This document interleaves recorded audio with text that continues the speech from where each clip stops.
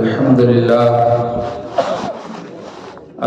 لله وحده والصلاة والسلام على من لا نبي بعده أما بعد فأعوذ بالله من الشيطان الرجيم بسم الله الرحمن الرحيم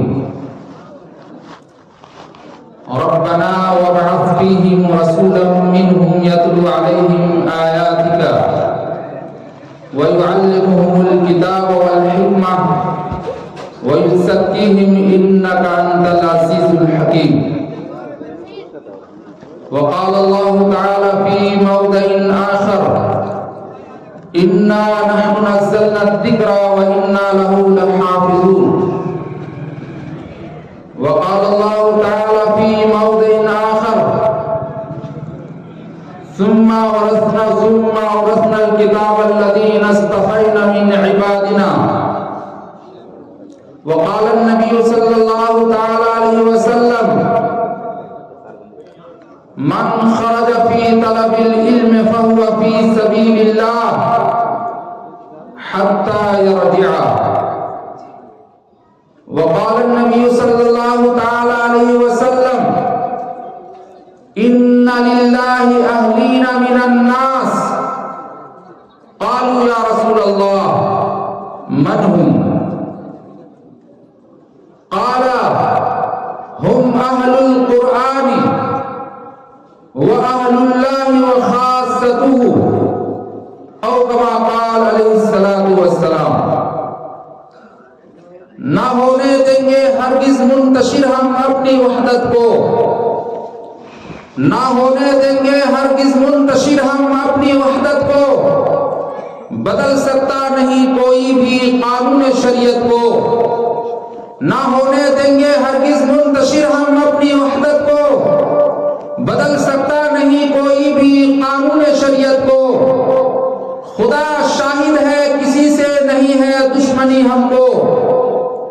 خدا شاہد ہے کسی سے نہیں ہے دشمنی ہم کو. مگر شریعت سے پیاری نہیں ہے زندگی ہم کو. اگر شریعت پہ آنچ آئی تو ہم شمشیر برآں ہیں. اگر شریعت پہ آنچ آئی تو ہم شمشیر برآں ہیں.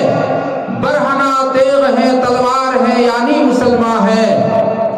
ہم اپنے خون کے چھینٹوں سے یہ اعلان کرتے ہیں، ہم اپنے خون کے چھینٹوں سے یہ اعلان کرتے ہیں کہ دین مصطفیٰ پر اپنی جان بھی قربان کرتے ہیں.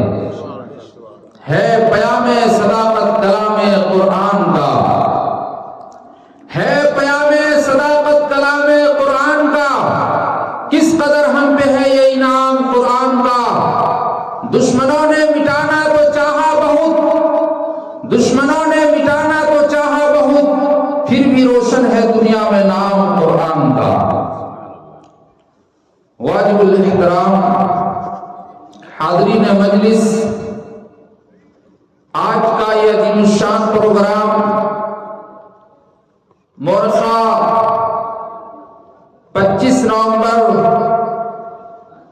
2023 عیسوی مطابق 11 جمادی الاول 1445 ہجری بروز سنیچر مدرسہ اسلامیہ عربیہ رحمت نگر شبلی باڑی میں جلسہ دستار بندی اور اصلاح معاشرہ کے نام سے بڑے آب و تاب کے ساتھ منعقد ہو رہا ہے.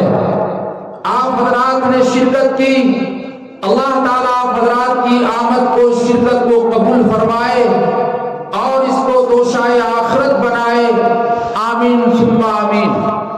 تمام قسم کی حمد و ثنا لائق و سیوا ہے اللہ جل شانہ کے لیے، جس نے پوری کائنات اور اس کے ذرے ذرے کو پیدا فرمایا. درود و سلام تمام انبیاء علیہ السلام پر، خصوصاً احمد مجتبی محمد مصطفیٰ صلی اللہ تعالی علیہ وسلم کی ذات گرامی پر، جو پوری دنیا کے لیے رشد و ہدایت بن کر تشریف لائے. اللہ تبارک و تعالی نے انسانوں کے لیے بے شمار نعمتیں پیدا فرمائی ہے. ان نعمتوں میں سے ایک سب سے بڑی نعمت اور ایک عظیم نعمت جسے کہتے ہیں وہ قرآن کریم ہے. یہ قرآن کریم وہ عظیم نعمت ہے جس قرآن کریم کو پڑھنے کے بعد انسانوں کے دل کی دنیا بدل جاتی ہے. اس قرآن کے پڑھنے کے بعد تاریکی دل میں روشنی آ جاتی ہے. یہی وہ قرآن ہے جس قرآن کو سننے کے بعد صرف مسلمانوں ہی نے نہیں بلکہ لاکھوں اربوں کروڑوں انسانوں نے اس قرآن کو سن لینے کے بعد یہ کہنے پر مجبور ہو گئے کہ حقیقت میں یہ قرآن یہ اللہ کا قرآن ہے. ہم اب تک لوگوں کے کہنے کی وجہ سے دھوکے میں تھے شاید یہ بھی کسی انسان کا کلام ہوگا، مگر اس قرآن کو سننے کے بعد پڑھنے کے بعد پتہ چلا یہ کلام الناس نہیں، یہ کلام اللہ ہے. اور اسی قرآن میں یہ چیلنج بھی ہے. قرآن نے خود چیلنج کیا ہے وَإِن كُنتُمْ فِي رَيْبٍ مِّمَّا نَزَّلْنَا عَلَىٰ عَبْدِنَا فَأْتُوا بِسُورَةٍ مِّن مِّثْلِهِ. اگر تجھ کو شک و شبہ ہے، اگر تجھ کو شک ہے، اگر تم کو تردد ہے یہ قرآن خدا کی کتاب نہیں ہے تو آؤ میدان میں آؤ. قرآن نے کہا کہ آؤ میدان میں آؤ اور اس چیلنجوں کو قبول کرو. اور یہ بات یاد رکھو قیامت تو آ سکتی ہے، زمین و آسمان یہ اپنی جگہ سے ہٹ سکتے ہیں، ٹل سکتے ہیں. یہ پہاڑ اپنی جگہ کو چھوڑ سکتا ہے، پیروں تلے زمین کھسک سکتی ہے، کلیجہ منہ کو آئے گا، مگر کبھی بھی تم یہ نہ دیکھو گے اس قرآن نے جو چیلنج کیا ہے اس چیلنج سے یہ قرآن ہٹ گیا ہو، ایسا نہیں پاؤ گے. اس قرآن نے کہا، اسی قرآن میں اللہ نے اس چیلنج کو نقل کیا اور فرمایا قُلْ إِنِ اجْتَمَعَتِ الْإِنسُ وَالْجِنُّ، اے انسو جن سنو، تم سب مل کر کے معبودان باطل کو بھی جمع کر لو، جتنے تمہارے تعاون کرنے والے سب کو اکٹھا کر لو، بڑے بڑے فصیح اور بلیغ کو بلا لو، یہ فصاحت اور بلاغت جو جن کے گھٹیوں میں ہے ان کو بھی جمع کر لو اور اس قرآن کو چیلنج کرو. قرآن نے فرمایا الا ان یاتوا، فرمایا کہ ایسا کرو کہ تم سب کو لے آؤ اور جمع کر لو. فرمایا کہ اس کے مثل جمع کرنے کی کوشش کرو. فرمایا قیامت تو آ سکتی ہے، بعد میں تم میں سے بعض کی مدد کرے گا، مدد کرنے کے لیے آئے گا اور گھنٹوں نہیں، مہینوں نہیں، سالوں تم بھی محنت کرو گے مگر اس قرآن کے چیلنج کو تم کبھی بھی قبول نہیں کر سکتے. اس قرآن کے چیلنج کو قبول نہیں کر سکتے. جب اس قرآن کے چیلنج کو قبول نہیں کر پایا تو قرآن نے نیچے اتر کر کہا کہ سنو 10 سورتوں کی بات نہیں ہے، پوری سورتوں کی بات نہیں ہے، ایک چھوٹی سی سورت جو 1.5 سطر پر مشتمل ہے، اِنَّا أَعْطَيْنَاكَ الْكَوْثَرَ فَصَلِّ لِرَبِّكَ وَانْحَرْ. دیکھو یہ سورت خانہ کعبے کے دروازے پر اس کو آویزہ کر دیا گیا. بڑے بڑے شاعر آئے، فصاحت و بلاغت کے ماہر آئے، فنکار آئے، شاہکار آئے، سب نے مطالعہ کیا، سب نے بغور پڑھا اور پڑھنے کے بعد کہا واللہ یہ کلام الناس نہیں کلام اللہ، اور کہنے پر مجبور ہوئے. آج بھی یہ چیلنج باقی ہے. آج یہی وہ قرآن ہے جس قرآن کو پڑھنے کے بعد یہی تحفہ خداوندی ہے، جس کے مطالعہ کر لینے کے بعد یہی وہ شہنشاہ کا کلام ہے، جس کو اپنے سروں میں بسا لینے کے بعد آج یہ دنیا کہنے پر مجبور ہو گئی. اور وہ صرف مسلمان نہیں، ہندو مورخ بھی، عیسائی مورخ بھی، انگریزی مورخ بھی یہ کہنے پر مجبور ہو گئے یہ اللہ کا کلام ہے. اور اس کلام کو سننے کے بعد وہ جھومنے لگے. یہی وہ کلام ہے جس کو سننے کے بعد دلوں کی کایا پلٹ گیا. یہی وہ کلام ہے جس کو سننے کے بعد شجر و حجر بھی جھومنے لگے. یہی وہ کلام ہے جس نے مردہ قوم کو زندگی بخشی. وہی یہ کلام ہے جس نے عدل و مساوات کا پیغام دیا. یہی وہ قرآن ہے جس کو سننے کے بعد لوگ مجبور ہوئے اور دندان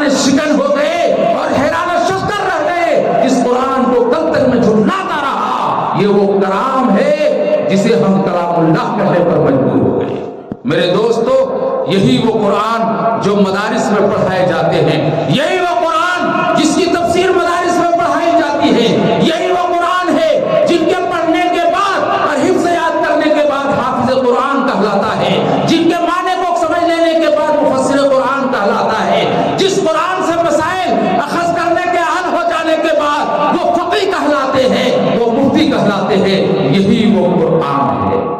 یہ قرآن مدارس اسلامیہ میں پڑھایا جاتا ہے، جس مدارس اسلامیہ غیر تو دور کی بات ہے اپنے لوگ انگلی اٹھاتے ہیں، اور جو دین کے فقیر ہے یا کہہ لیجیے جو بے دین ہے وہ حقیر نگاہوں سے ان مدارس کو دیکھتے ہیں، ان مدارس اسلامیہ کو حقیر نگاہوں سے دیکھتے ہیں، پڑھنے پڑھانے والوں کو حقیر نگاہوں سے دیکھتے ہیں۔ افسوس صد افسوس، یہ وہ مدرسہ ہے جن کے پاس نگاہ بصیرت ہو اور دیدہ عبرت ہو، وہ کھلی آنکھوں یہ کرشمہ دیکھ رہے، وہ کھلی آنکھوں یہ کرشمہ دیکھ رہے کہ اس زہر آلود فضا میں اگر ایمان و یقین کی خوشبو پھیل رہی ہے تو مدارس اسلامیہ سے پھیل رہی ہے۔